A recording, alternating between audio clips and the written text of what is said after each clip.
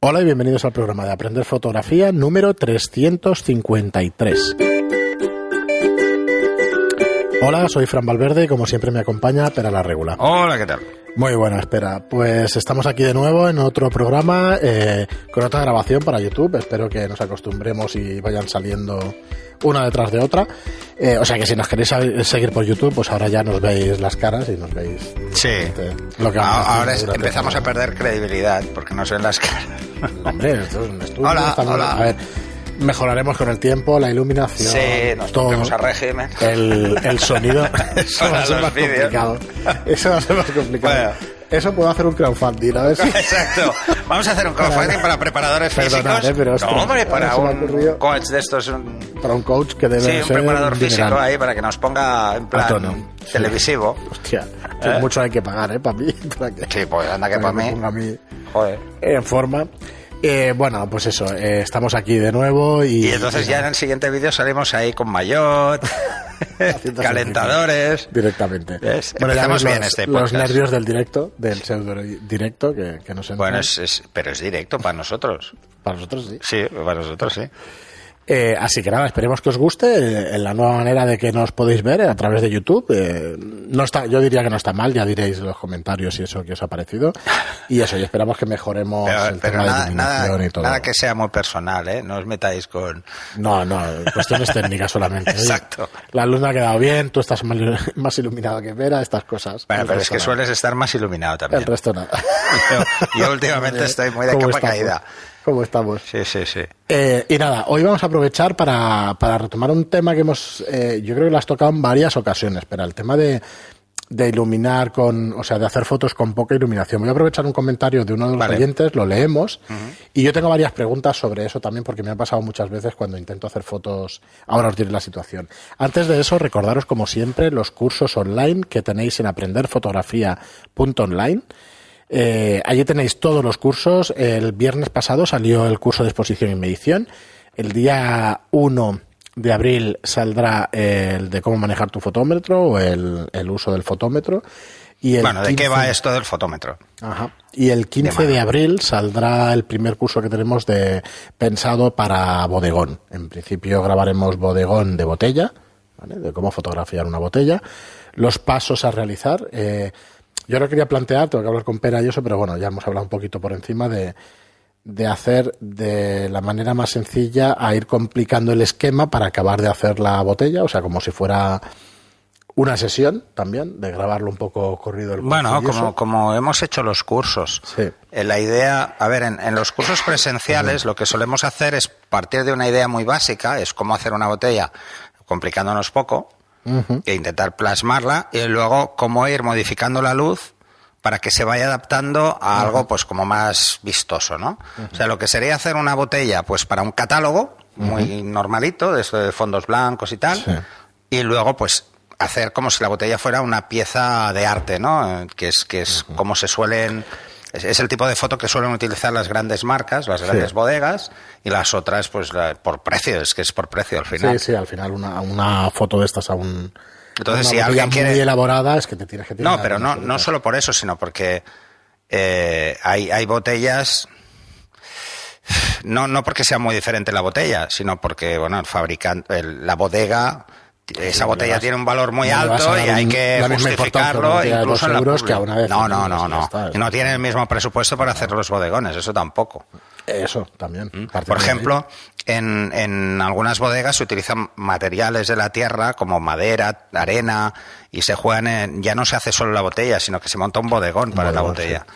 Entonces, empezaremos, yo decía que era el primer curso porque la intención es hacer también bodegón de bolso, de zapatos, o sea, una cosa que podáis ver distintos materiales más que... Bueno, porque la dificultad está en el material, básicamente. Y en cómo jugamos. Ahí, además, eso va a ser un claro ejemplo de curso en el cual vamos a estar muy supeditados a lo bien que midamos con el fotómetro. Porque vamos a jugar con el contraste en una escena donde jugar a caídas de luz es mucho más difícil porque es un objeto pequeño, no es una persona. Hacer una caída con una persona es muy fácil porque proporcionalmente es más grande que la fuente de luz, pero con un bodegón no. La fuente de luz suele ser más grande que el motivo. Y no nos interesa una fuente de luz uniforme siempre, nos interesa pues jugar a ver cómo podemos cerrar esa luz, cómo podemos hacer que solo ilumine una línea para dar contorno, etcétera. Cómo eliminar los brillos, todas estas Pues esa sería la idea del siguiente curso, del 15 de abril. Entonces, dicho eso, quería también deciros que estábamos preparando una lista de, para quien empiece en fotografía, qué cursos son los que tiene que seguir. Una guía. ¿Vale? Una guía directamente de decir, oye, mira, de los 25 cursos que hay ya, 26 cursos, para empezar en fotografía te tienes que ver estos 4 y a continuación otros 4, o sea, de 4 en 4, o de 3 en 3, o de 5 en 5, de los que veamos más accesibles, para que, eso, los que empecéis directamente, y luego con el tiempo pensamos hacerlos temáticos. Oye, pues mira, para hacer esto de bodegón necesitas primero saber el fotómetro, después saber tal, después la iluminación de estudio, y por último para que puedas comprender un poco en global lo que es hacer una foto de bodegón. Sí, no aunque en todos los cursos intentamos explicar cosas que son generales, sí que no se les dedica la misma cantidad de tiempo que, por ejemplo, en el curso de iluminación en estudio hablamos mucho de la ley inversa y todo eso, y luego en otros lo mencionamos, pero no entramos tanto en detalle, porque se asume que ya se sabe de qué estamos hablando. Este de bodegón puede quedar muy curioso porque vamos a jugar con 2 tipos de luz. Incluso es probable que lleguemos a hacer algún ejercicio de luces mixtas, o sea, jugar con flash y con luz continua a la vez. Bueno. Pues nada, queríamos explicaros eso y ahora sí vamos con la pregunta del oyente y aprovechando para explicar este tipo de situaciones. Nos dice Mar Ruiz, dice, más de 30 años haciendo fotos, primero en analógico y luego en digital, y ahora veo que hay cosas que estaba haciendo mal. Estoy aprendiendo muchísimo y os lo agradezco.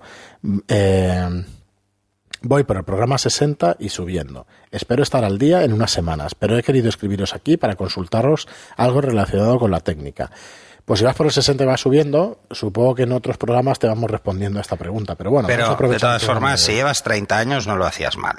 No. Probablemente ahora has descubierto otra forma de hacerlo, pero ya está, ¿eh? No te castigues así, hombre. No, dice, tengo una estrecha relación con una banda de música a la que hago muchas fotos en diferentes situaciones. Cuando desfilan por la noche en la calle es especialmente complicado por la falta de luz y porque se están moviendo. Con respecto al enfoque, tengo que probar el servo cambiando el punto de enfoque, porque si intento fotografiar a uno de los músicos que se acercan, es imposible que me dé tiempo de enfocar y reencuadrar. Con respecto a la medición, es aún más complicado. Apenas la luz de un par de farolas deben iluminar toda la escena. Actualmente tengo una Sony APS-C con un objetivo Zeiss 24-1.8, dispara a 1.8 y con la velocidad más baja posible para que congele el movimiento. Aún así tengo que subir mucho el ISO. El flash de Zapata lo he probado, pero si ilumino bien el primer plano, el resto de la banda queda oscura. No me gusta el resultado. Además de que me gusta conservar el ambiente que se crea con la luz de las farolas y ajustar la medición para lograr una exposición que logre una foto que se vea que es de noche y hay poca luz. Seguro que podéis darme buenos consejos para este tipo de situaciones. Muchísimas gracias y enhorabuena por la estupenda labor que realizáis.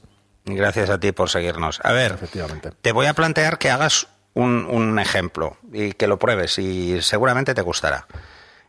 Es lo que se le llama flash a baja velocidad de obturación. ¿Qué va a pasar con esto?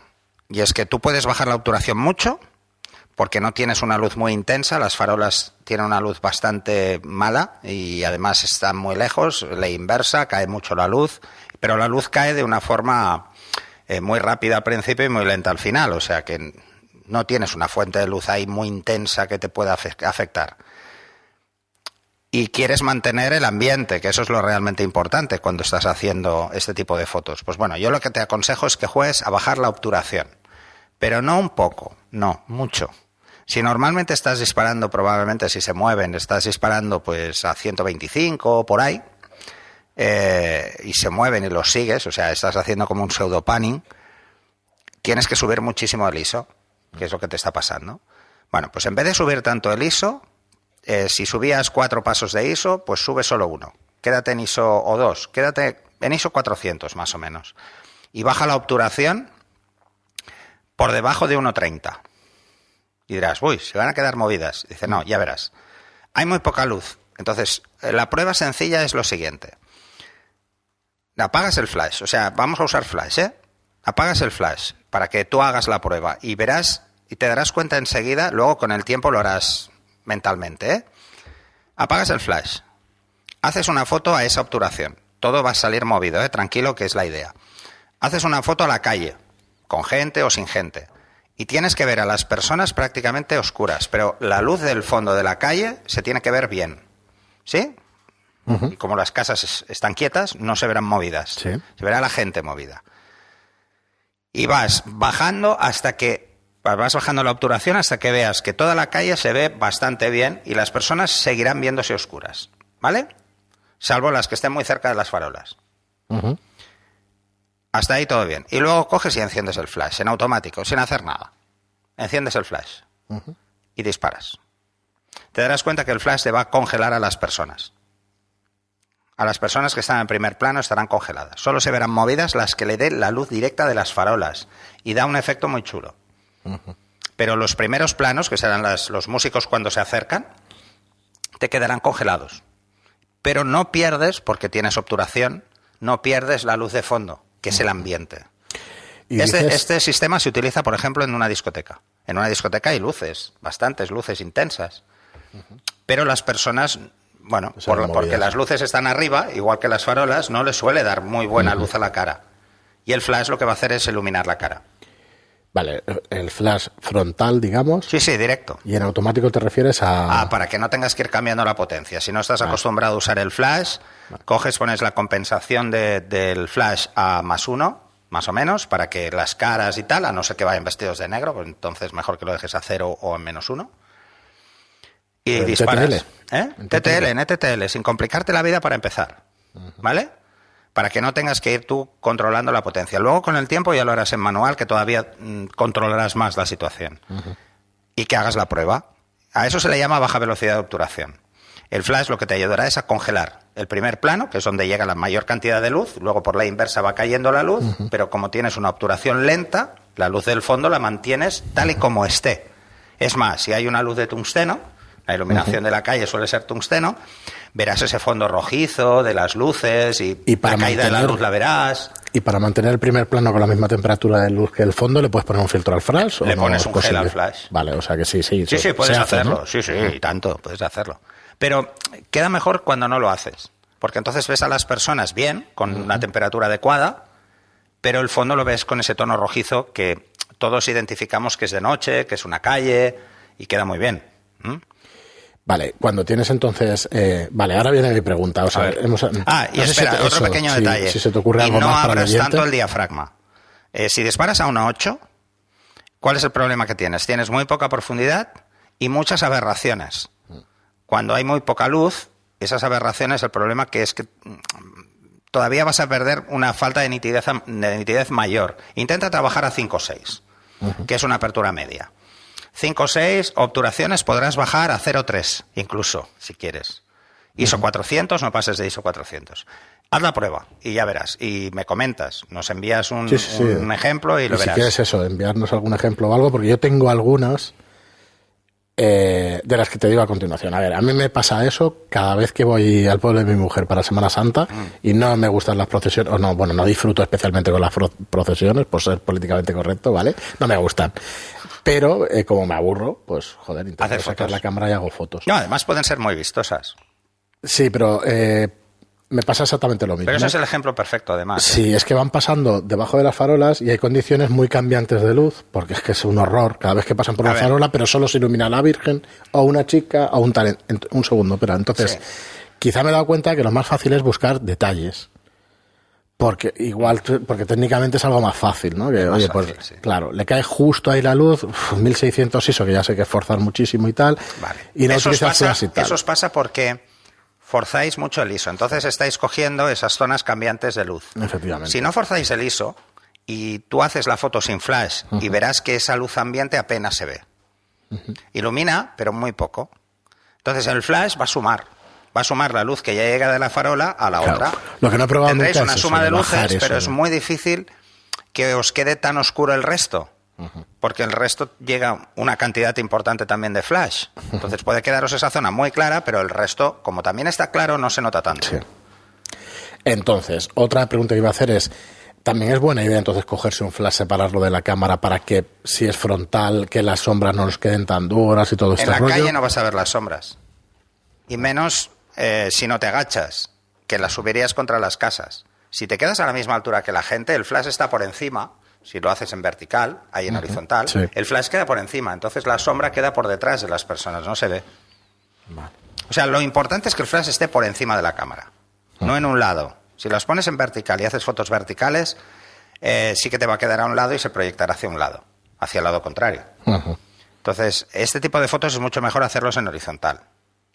Es mejor coger un poco más de ángulo, más focal, una focal más abierta, y luego si quieres cortar una zona mejor, que intentar girar la cámara y se irá. Eso, o que te pongas un grip de flash, que puedas mover lo que es el flash, en vez de ponerlo, cuando lo giras vertical, te queda aquí. Pues que lo puedas poner aquí, ya está. Como los flashes antiguos de antorcha. Y eso te dará que las sombras vayan por detrás, nunca se ven. Oye, al que haga fotos para procesiones, ¿molesta mucho el flash a la gente? No, ¿sabes? no debe molestar. Claro. Apenas molesta.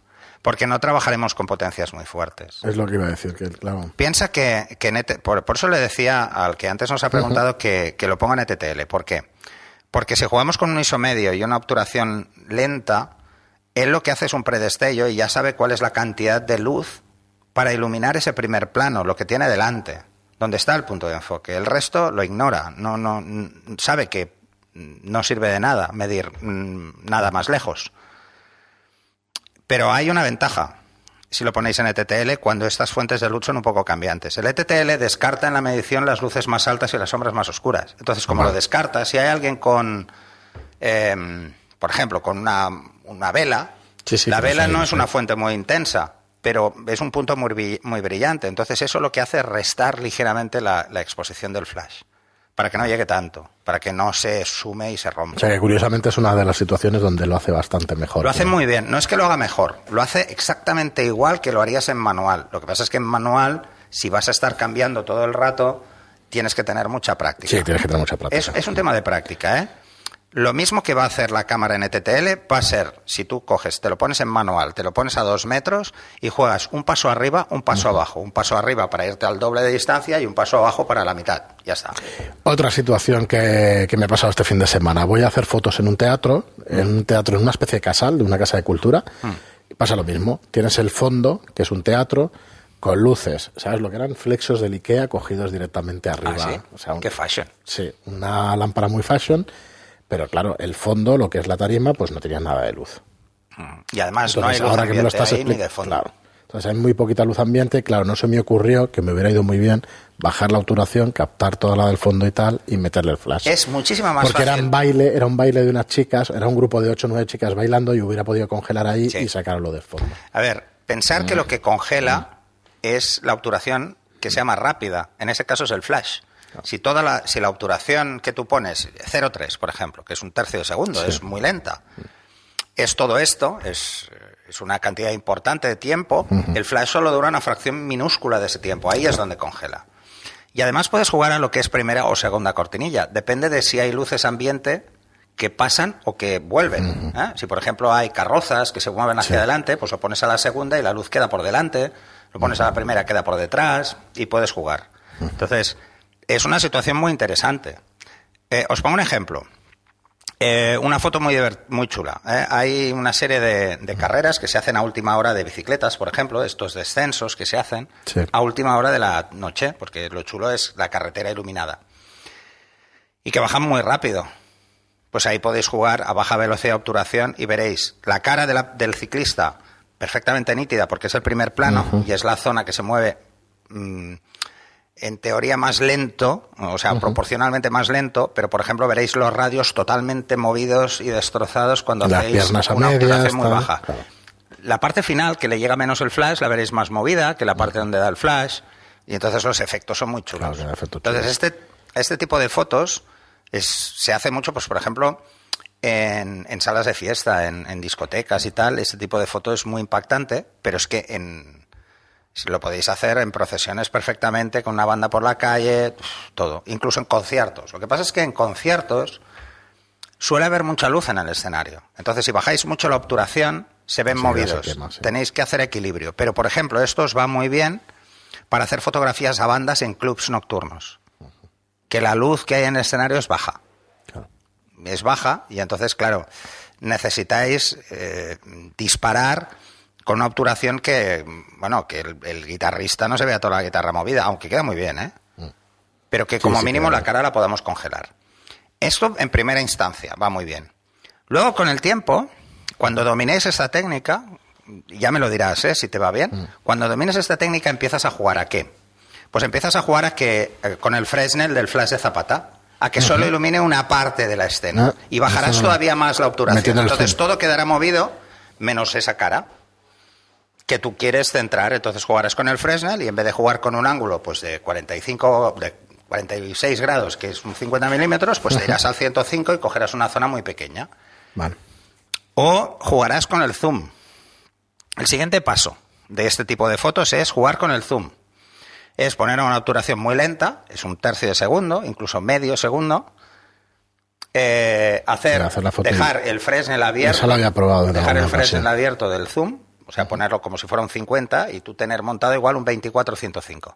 Entonces, irte a 105, disparar y luego cerrarlo, o sea, abrirlo hasta 24. Vas a congelar la cara y la persona, pero luego vas a coger todo el ángulo completo con luz ambiente. Y eso, la verdad es que podéis hacer fotos muy chulas, muy chulas. Además, esas son más vistosas. Yo he visto fotos de este estilo, por ejemplo, en San Fermines, en las fiestas por la noche, incluso en los encierros de última hora, que ya no hay mucha luz y se puede jugar un poco. Pero sobre todo, bueno, en las fiestas, la gente por la calle. Pues, no, ya te digo que esta Semana vino. Santa lo probaré porque le estoy cogiendo el gustillo al flash, porque es una cosa que va muy bien. Es muy que bien. El flash le da miedo a mucha gente. Pero es que va muy pero el bien, flash muy te permite hacer cosas que si no, estás muy supeditado. Es que este fin de semana igual con las sombras, hostia, es que era imposible. O sea, tenía ahí un sol que no se podía estar y con el flash te permite poner a los modelos en sombra, hacerlo... hacer relleno, sí, jugar al relleno, sí, o incluso, que ver. Incluso aunque estén al sol, jugar a que las sombras no sean tan duras. Claro.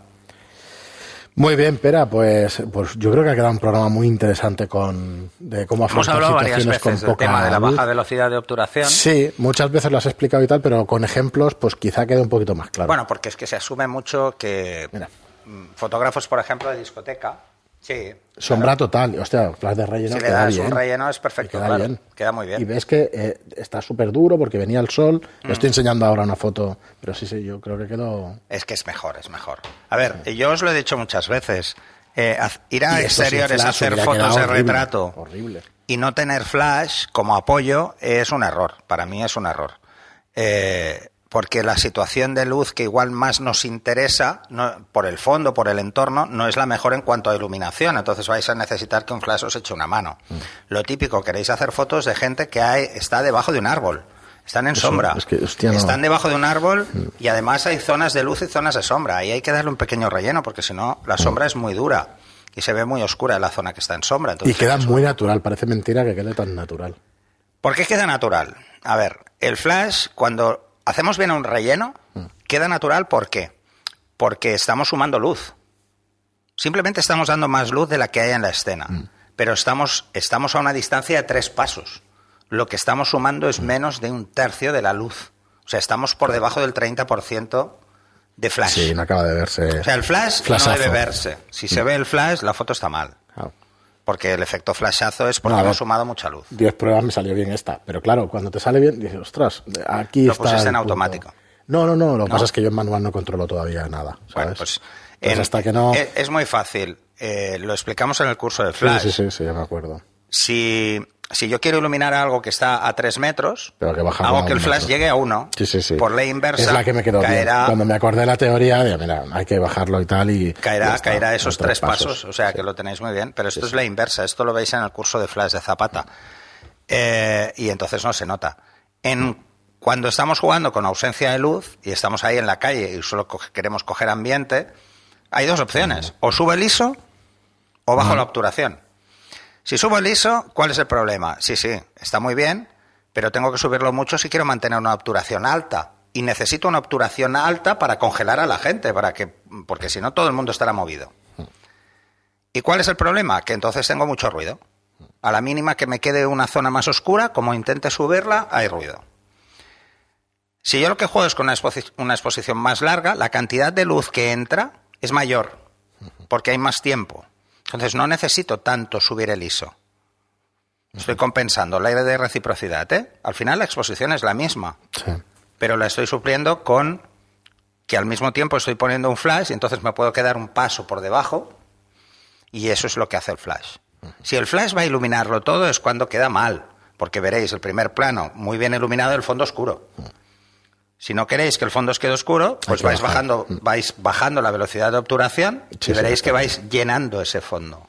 Bueno, pues creedme que es cuestión de práctica, porque es verdad que lo que decía yo al principio de los podcasts, de ir aprendiendo a recordar y tal, a la que lo pones en práctica es mucho. A la gente que hace nocturnas, por ejemplo, y queréis hacer una foto en la calle, este es un ejemplo muy típico. Os vais a una calle, ponéis el trípode, abrís el obturador, pasan los coches y vemos las líneas rojas de las luces de los coches. Líneas blancas, líneas rojas, que son los coches que pasan.